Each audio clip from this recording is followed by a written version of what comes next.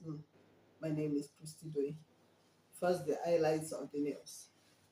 We need government projects in my community, Onigbagide. APC chairman, our party will win 2023 elections by crook or by hook. Avoid breaking news syndrome, INEC tells the press. Government shoot three policemen dead, abduct oil company executive, Sheni Awishika. Gospel singer Sami Okposo slums dies.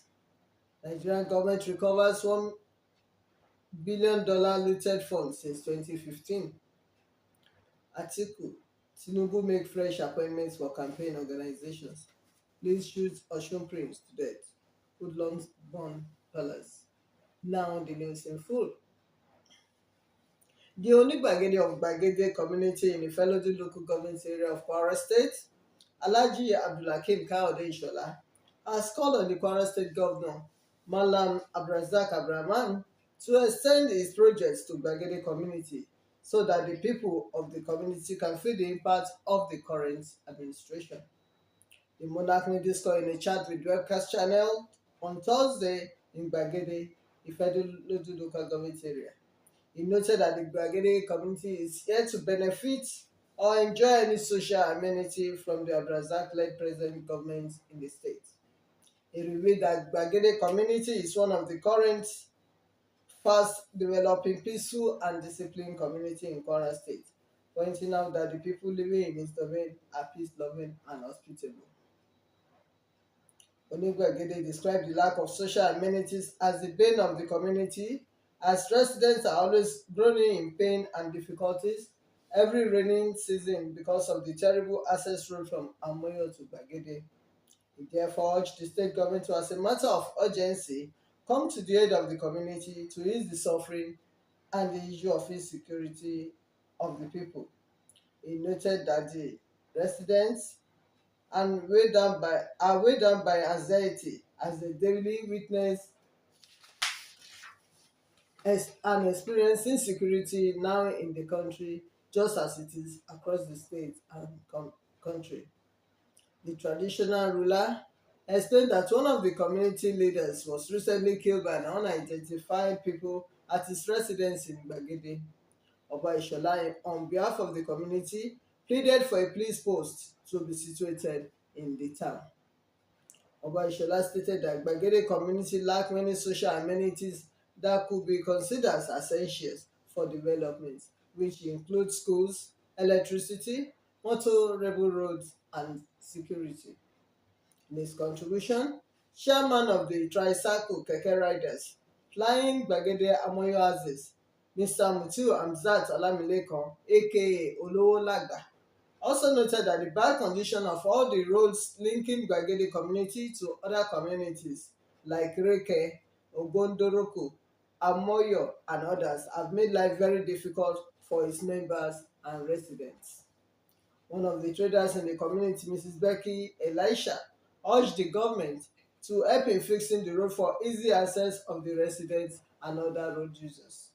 A religious leader in the community, Pastor Michael Afolayan of the City of Solution Church, Gbagede, called on government to provide a police post for the residents in the community to have rest of mind. Also speaking, Chairman National Union of Tailors, Gbagede Branch, Abdulwahab Ishaq Omoluabi, lamented that the community is faced with lots of challenges, especially during the rainy season. He appealed to the governor to extend government projects to Gbagede for the benefits of all.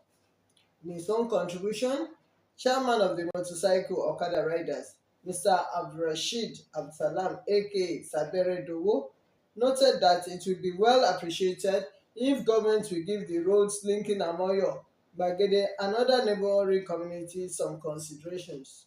Others who spoke with our reporters also implored the government to do the needful. Abdullahi Abbas, chairman of the All Progressive Congress (APC) in Kano, said the ruling party will win all 2023 elections by hook or crook. Abbas reportedly stated this while speaking on Wednesday in Kano at the flag-off of the party's governorship campaign in Gaya local government area. He said the APC is ready to take the bull by the horn in retaining its dominance in the state. According to him, people are saying that I should stop saying the APC will win, capture Kano by hook or crook. I want to tell this gathering that the APC will capture Kano by hook or crook, he emphasized. On his part, Nasiru Gawuna, APC governorship candidate in Kano, who is also the current deputy governor, said nothing will stop him from winning the election. Speaking at the occasion, Governor Abdullahi Ganduje expressed optimism that the party will emerge victorious at all levels in the 2023 general elections. The governor also called on the electorate to have faith in the party and come out en masse to cast their votes. He expressed optimism that the 2023 elections will be peaceful, devoid of any form of manipulation. Ganduje said the restoration of the Gaya Emirates had brought growth and development to the area in terms of peace, security, and development of infrastructure. The Independent National Electoral Commission (INEC) has called on all media organizations in Nigeria to avoid the breaking news syndrome in their reportage as the 2023 general elections draws near. The national chairman of the commission, Professor Mahmood Yakub, made the call in Bauchi on Thursday during a one-day capacity building program for journalists on conflict-sensitive reporting at the 2023 general elections. Organized by the Nigerian Union of Journalists and INEC, the program was for journalists in the northeastern part of the country. Yakubu, represented by Alhaji Nasri Mohammed, said that the tendency for breaking news syndrome could result in dishing out unverified or not properly processed information to the general public. He said the media must be circumspect in casting headlines and avoid sensational headlines because sometimes people look at the headlines and draw conclusions without looking at the body of the report. The media must avoid deliberate falsehood. They must also avoid tilting of stories towards religious, zonal, and ethnic narratives, he added. Yakubu assured that INEC will continue to partner with the media, not only as key stakeholders in the electoral process, but also as a veritable tool for combating misinformation, fake news, and malicious falsehood in society. Also speaking, the national president, NUJ, Chris Isuguzo, represented by the National Secretary of the Union, Mr. Shuaib Liman, said if there was going to be a third world war, it would start from social media. He added that as media professionals, journalists need to be careful about carelessly jumping on the bandwagon of emergency journalism, which thrives in canvassing support for the political parties of their sentiments using social media. Journalists must avoid the journalism and fake news as these evils can destroy a society. Adding that the advent of multimedia technology has changed the pattern and flow of communication globally, and since journalism is in the business and practice of communications, it has also impacted people tremendously, he said. Detectives of the River Police Command have commenced search for gunmen who abducted one Shemi Awoshike, the managing director of IGPS Group of Oil and Gas Company, after killing three of his police escorts on the popular Rumu Okoro flyover, Port Harcourt, the state capital. According to eyewitnesses' accounts and viral videos posted online, the incident happened at around 3 p.m. on Thursday along the busy flyover.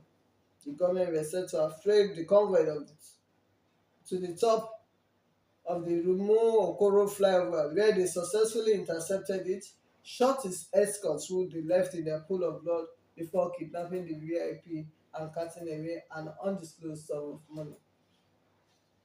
The government, who reportedly had done military combat fatigue, carried out the operation, which lasted few minutes, unchallenged in spite of the fact that a special area police division is about 200 meters away from the scene of the incident. The incident caused panic among motorists, traders in Rumokoro modern market, and residents of the area, who scampered for safety at the sound of gunshots. An eyewitness said this afternoon at 3 p.m.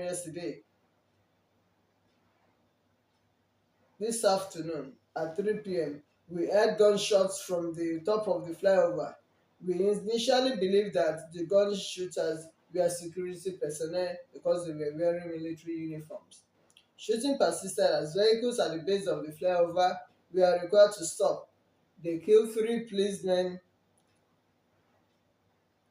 who were escorting a prominent individual. They stole money from the convoy and kidnapped the prominent individual. They then entered their own vehicle and drove away, the account said. Grace Irige-Koko, a superintendent of police and a public relations officer of the Rivers State Police Command, confirmed the incident and stated that three policemen were killed. In a press statement, Irige-Koko said at about 16:50 hours, a staff of Egypt's group of oil and gas company on Thursday, 24th November 2022, along Obirikwere flyover. A green Sienna vehicle was flashing lights on them to stop, but they refused.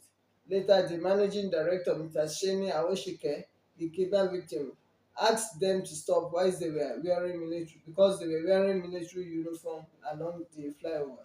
The hoodlums opened gunfire and shot three policemen officers who died on the spot.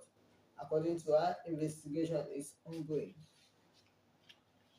Nigerian gospel singer Samuel Okposo slumped and died this morning. His project manager, Hilary Vincent, confirmed the sudden death to newsmen via a text message. Yes, it's true, Vincent simply wrote. The 51-year-old veteran on his death was the chief CEO of Zama Entertainment. He released his first album, Addicted, in 2004 and collaborated with many other artists in the gospel and soul music fields, including popular gospel singer Marvelous Odiete on Follow You. He has also performed regularly in Africa, Europe, and North America, and curates a series of concerts called SOAP, Sammy Okposo Praise Party. Tragedy struck on Wednesday when policemen allegedly shot a prince, Lukman Olatunji, to death during a scuffle at the entrance to the Akerun of Ikirun Palace in the Ikirun area of Osun State. It was gathered that the palace had been locked since the new Akerun of Ikirun, Oba Olalekan Akadiri, became the monarch of the town. In a bid to enable the monarch gain entry into the palace, the armed policemen reportedly stormed the premises to open it. The situation created unrest as the policemen, while opening fire to scare hoodlums protesting against their action in the community, allegedly shot Olatunji dead. No fewer than four other persons reportedly sustained bullet wounds when policemen invaded the premises of the palace. The youths, angered by the development, set a building in the palace ablaze while residents scampered to safety due to the tension in the area. Narrating how the incident happened, a resident in the community, Gboyega Adebayo, said he was on his way to purchase something in the area when he saw policemen storming the palace, adding that a stray bullet from one of the policemen claimed the life of the prince. He said, I was on my way to the Ojoba area to buy an herbal product. I saw four policemen walking towards the palace. Few minutes later, two vehicles carrying more policemen arrived at the scene. They started firing tear gas and gunshots into the air around the palace gate. Everyone near the premises ran in different directions to avoid being shot. It was a bullet from their gun that hit a man's head. He died on the spot. Olatunji's elder brother Tajuddin Boleru, during a telephone conversation with newsmen, said the policemen were attempting to enter the palace when they shot his brother dead, adding that someone led the policemen to the palace. He said a person trying to enter the palace came to the area with a lot of policemen and soldiers. One of the security members had fired the shots that hit him. It was gathered that men of the state fire service were alerted to put out the fire, but the angry mob attacked them with charms. The mob also vandalized the fire truck as the firemen fled the scene for their safety, while three firemen reportedly sustained varying degrees of injury and were rushed to hospital for treatment. When contacted, the spokesman for the fire service in the state, Ibrahim Adekunle, confirmed the attack on the firemen. He stated that his men were attacked. Three of them are still in the hospital receiving treatment. He added that the fire truck was also vandalized. The firefighters had to abandon it and run to safety after they were attacked. Webcast channel gathered that it was the police that invited the firemen to put out the fire and the mob attacked them. Reacting to the development, the state police public relations officer AMC Opalola denied killing the deceased, adding that the policemen visited the palace to protect those renovating the building. Opalola said the commissioner of police wishes to debunk the news making the rounds that policemen shot at people in Ikirun. The true picture of the event is that while some policemen were at Ikirun, they are at the Akirun's palace to protect those renovating it. Some Abdullam shot at the policemen mobilized to the palace, injuring one Inspector Obajone Adedokun and Inspector Raji Abiodun. They set the palace ablaze and also attacked the fire brigade personnel and injured one Onwunmi Roslyn and Ebe Olayinka and attacked their truck when on their way to the palace to put out the fire. The CP therefore charged parents and guardians to warn their wards to stop the uncivilized acts of violence and to the path of peace. He sternly warned that anyone found culpable in this unwarranted violence attack will face the full wrath of the law. The administration of President Muhammadu Buhari led federal government says it has recovered $1 billion of looted funds since he assumed office in 2015. The Minister of Justice and Attorney General of the Federation, Abubakar Malami, disclosed this when he briefed State House correspondents on the outcome of the Federal Executive Meeting, NEFEC meeting in Abuja on Wednesday. The meeting of the council was presided over by President Muhammadu Buhari. Malami said the proceeds of the fight against corruption had been plowed into the nation's economy as means of impacting the livelihood of Nigerians through programs like the school feeding program and trader money, among others. He said the council approved an extension of the National Anti-Corruption Strategic Document from 2022 to 2026, adding that the approval was granted following the presentation of a memorandum to the council to that effect. According to Malami, this follows the chain of successes recorded in the fight against corruption, which is the hallmark of the Buhari administration. Also addressing the correspondent on the outcome of the meeting, the Minister of Works and Housing, Babatunde Fashola, said the council approved 14.09 billion naira as an augmentation of the contract sum for the roads. He said the contract was inherited from previous administrations, expressing the determination of the Buhari administration to complete the project. Mr. Fashola said the project had essentially not been funded in the previous budget years. We are now executing it by the Sukuk bond.